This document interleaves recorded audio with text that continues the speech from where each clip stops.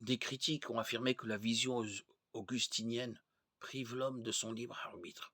Si Dieu choisit qui sera sauvé, quelle différence fait la foi? Pourquoi annoncer l'Évangile?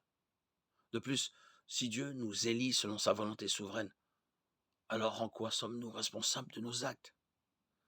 Ce sont de bonnes questions qui nécessitent des réponses, hein. Un bon passage pour y répondre est Romains 9, le passage le plus profond sur la souveraineté de Dieu dans l'élection.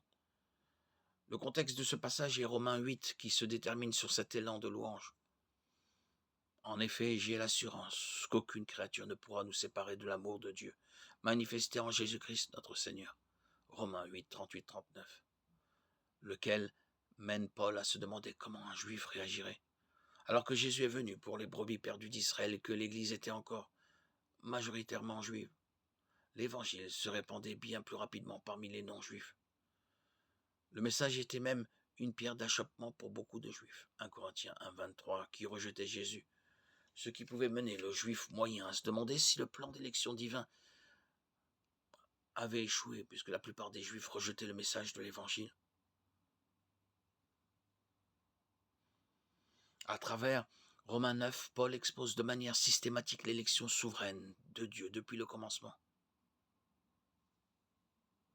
Il commence par une affirmation cruciale.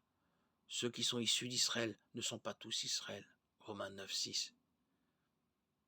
C'est-à-dire que tous ceux qui sont issus du peuple d'Israël, c'est-à-dire de la descendance d'Abraham, d'Isaac et de Jacob, n'appartiennent pas au véritable Israël, aux élus de Dieu.